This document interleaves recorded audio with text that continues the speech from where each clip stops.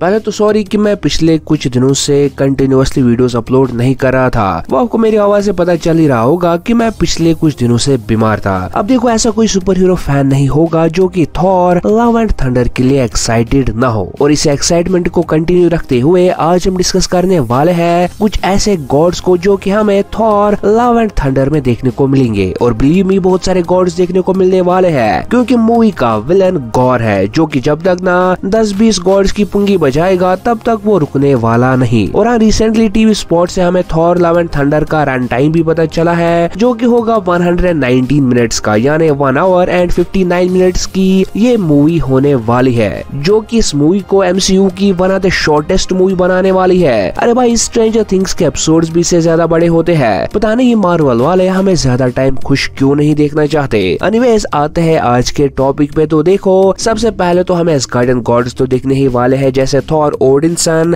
वॉल्क्री और जेन फॉस्टर। ये तो हो गए एस्गार्डियन गॉड्स। अब जेन पर से गॉड तो नहीं है, पर उसके पास भी थॉर की गॉड लाइक पावर्स आ गई है म्योल्निर को लिफ्ट करने के बाद। तो क्या मूवी कॉमिक्स की स्टोरी को फॉलो करेगी जेन की या नहीं, ये देखने लायक होगा, क्योंकि कॉमिक्स में जेन वॉज सफरिंग फ्रॉम कैंसर जब वो वर्दी बन जाती है म्योल्निर के। और जितना वो म्योल्निर की पावर्स को यूज करेगी उतना ही उसका कैंसर बढ़ता जाता है, यहाँ तक कि उसकी डेथ भी इसी की वजह से होती है। और ओब्वियसली मूवी का हाईलाइट होने वाला है गॉड ऑफ थंडर थॉर ओडिनसन, जिसके लिए गॉर भी कहता है कि तुम में तो कुछ बात है, तुम दूसरे गॉड से अलग हो। एस्गार्डियन पैंथियन के बगैर हम पहली बार MCU में ग्रीक गॉड्स को देखने वाले हैं, जो कि मार्वल की हिस्ट्री और लोर को रिच बनाती है MCU में। तो देखो, ग्रीक गॉड्स में एस्गार्डियन गॉड्स की तरह एक गॉड्स की रेस है जिन्हें की ह्यूमंस मानते हैं। और जैसा ओडिन एस्गार्डियन गॉड्स का किंग है, वैसे ही ज़्यूस ओलंपियन या ग्रीक गॉड्स का किंग है। अब ज़्यूस का फर्स्ट लुक तो रिवील कर दिया गया है मूवी में, जो कि पर्सनली मुझे थोड़ा अजीब लगा, क्योंकि कॉमिक्स का Zeus is supposed to be badass. ये गॉड हल को धूल चढ़ा चुका है, गैलेक्टिक्स को नॉकआउट कर चुका है, सेलेशियल्स को टक्कर दे चुका है। इसका लुक थोड़ा रफ एंड टफ वाला होना चाहिए था, ना कि एक शुगर डैडी का। बट लेट्स सी मूवी कैस कैरेक्टर को जस्टिफाई करेगी या नहीं। वैसे थॉर लव एंड थंडर पहली मूवी नहीं जहां हमें पहली बार ग्रीक गॉड्स देखने को मिलेंगे। इससे पहले थॉर रैग्नारोक में ग्रैंड मास्टर के बैटल अरीना में हम एरीज के हेड को देख चुके हैं, और Aries Greek God of war है और ज़्यूस का बेटा भी। इसका मतलब ग्रीक गॉड्स का MCU में इंट्रोडक्शन अब ज्यादा दूर नहीं है। अब के ज़्यूस के बगैर हमें कोई और मेन ग्रीक गॉड देखने को मिलने वाला है या नहीं, ऐसी तो अभी कोई कंफर्मेशन नहीं आई है, क्योंकि ज़्यूस के चिल्ड्रंस में से हरक्यूलिस, हर्मीस, एरीज जैसे गॉड्स या डेमी गॉड्स है, जो कि बहुत ही ज्यादा इंटरेस्टिंग कैरेक्टर्स है। और हरक्यूलिस का तो मार्वल कॉमिक्स में बहुत बड़ा और इम्पोर्टेंट रोल है। और पर्सनली मैं हरक्यूलिस को फ्यूचर MCU प्रोजेक्ट्स में देखने के लिए बहुत ज्यादा एक्साइटेड हूँ। अब अगर God the God butcher Zeus को मार देता है मूवी में, जो कि मुझे हाईली अनलाइकली लगता है, तो हरक्यूलिस और एरीज फिर आगे आ सकते हैं ओलंपियन गॉड्स के किंग की जगह को लेने के लिए। और थॉर लव एंड थंडर के बाद अब गार्डियंस और उनकी गॉड्स की स्टोरी क्लोज होगी, इसलिए इस कमी को पूरा करने के लिए ओलंपियन गॉड्स उनकी जगह लेने के लिए परफेक्ट होंगे। और जो लोग कॉमिक्स पढ़ते हैं तो उन्हें पता होगा कि हरक्यूलिस हमारा नेक्स्ट फेवरेट गॉड बनने के लिए एक परफेक्ट चॉइस है। अब रिसेंट रिलीज टीवी स्पॉट में हम देखते हैं कि थॉर ओलंपस जाता है सारे गॉड्स को गॉर के बारे में वार्निंग देने के लिए। और इसी मीटिंग के एक रिलीज्ड इमेज में हम पैंथर गॉडेस बास्ट को देखते हैं। हाँ, वही पैंथर गॉडेस जिसे कि ब्लैक पैंथर को अपनी पावर्स मिली थी।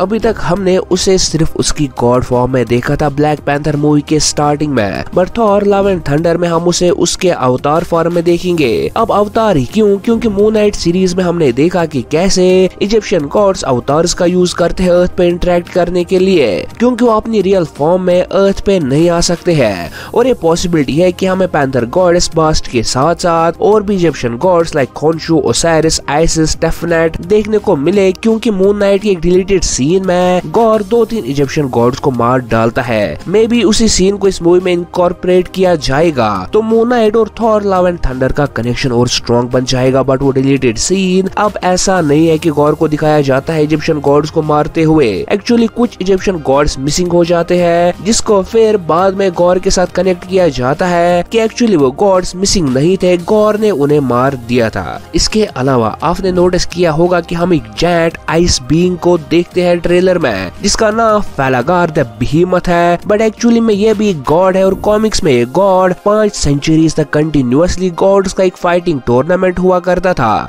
उसका विनर था। बट ये भी गॉर के गुस्से का शिकार बन जाता है, जहां गॉर उसे भी मार डालता है और थॉर इसलिए फेलागार्द बेहेमोथ को देखकर दुखी होता है, क्योंकि वो कुछ फाइट्स में एक साथ लड़े थे, मतलब एक टाइप का वॉर फ्रेंड था वो थॉर का। एसगार्डियन, इजिप्शियन और ग्रीक गॉड्स के अलावा में भी हमें कुछ एलियन गॉड्स भी देखने को मिलेंगे, क्योंकि सिर्फ 4-5 गॉड्स को गॉर को मारते दिखा के वो बात नहीं बनने वाली और डर नहीं बनने वाला जो कि gore the God butcher deserve करता है। इसलिए आई थिंक हमें डिफरेंट प्लैनेट्स के एलियन गॉड्स को भी दिखाया जाएगा जो कि गॉर के नेक्रो स्वॉर्ड का शिकार होंगे। अब मे भी उनका रोल ज्यादा बड़ा ना हो, बट ये पॉसिबिलिटी बिल्कुल मुमकिन है। इसके अलावा हमें मूवी में ग्रैंड मास्टर भी देखने को मिलेगा जो कि हमें थॉर रैग्नारोक में देखने को मिला था, और grand master elders of universe की ग्रेस को बिलोंग करता है जो कि यूनिवर्स के बनने के टाइम एग्जिस्टेंस में आए थे। और कह सकते हो कि ग्रैंड मास्टर भी गॉड है, बट मुझे ये गंदी वाली फीलिंग आ रही है कि ग्रैंड मास्टर गॉर के हाथों मरने वाला है, वो भी बहुत ही बुरी तरीके से। अब इन अर्थ बेस्ड गॉड्स की बात तो हो गई, बात कर लेते हैं कुछ कॉस्मिक गॉड्स की जो कि हमें ट्रेलर में दिखाए गए थे। तो लेडी थॉर के सीन में हम उसके पीछे living tribunal, watcher, eternity, infinity, death और इयॉन के स्टैचूज को देखते हैं। पहले तो ये बताओ कि लिविंग ट्राइब्यूनल का कुछ तो बड़ा रोल होने वाला है एमसीयू के फ्यूचर के लिए, क्योंकि इस कॉस्मिक बीइंग की बहुत सारी रेफरेंसेस हम अभी तक देख चुके हैं एमसीयू में। जैसे सबसे पहले मोडो स्टॉप ऑफ लिविंग ट्राइब्यूनल का जिक्र करता है डॉक्टर स्ट्रेंज 1 में, उसके बाद लोकी टीवी सीरीज में हमें इसका हेड दिखाया जाता है, और उसके बाद डॉक्टर स्ट्रेंज 2 में हमें फिर से लिविंग ट्राइब्यूनल का हेड दिखाया जाता है, और अब थॉर लव एंड थंडर में कुछ तो गड़बड़ है दया, कुछ तो गड़बड़ है। अब ये भी हो सकता है कि मार्वल हमारे साथ खेल रहा हो, बट एक फैन के नाते मेरा ये पॉइंट आप सबके साथ डिस्कस करना इम्पोर्टेंट था। अब देखो वॉचर, इन्फिनिटी, इटर्निटी, डेथ जैसे कॉस्मिक लेवल बीइंग्स तो हमें इस मूवी में पर से नहीं दिखाए जाएंगे, ये तो कंफर्म है, क्योंकि ये बीइंग्स एक ऐसी कॉस्मिक ग्रैंड स्केल पे काम करते हैं जहां तक अभी एमसीयू नहीं पहुंच पाया है, और सिर्फ एक मूवी में इन सबको अचानक से इंट्रोड्यूस करना भी इन कैरेक्टर्स को जस्टिफाई नहीं करेगा।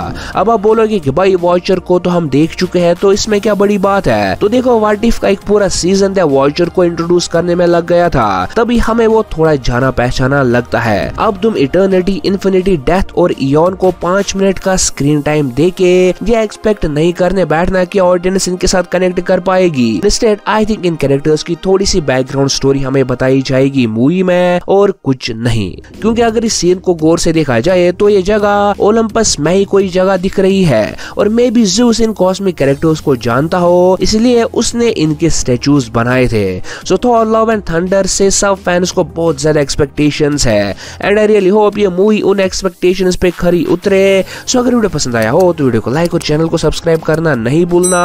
और ये तो वो सारे गॉड्स जिनकी बहुत ज्यादा पॉसिबिलिटी है थॉर लव एंड थंडर में दिखने के।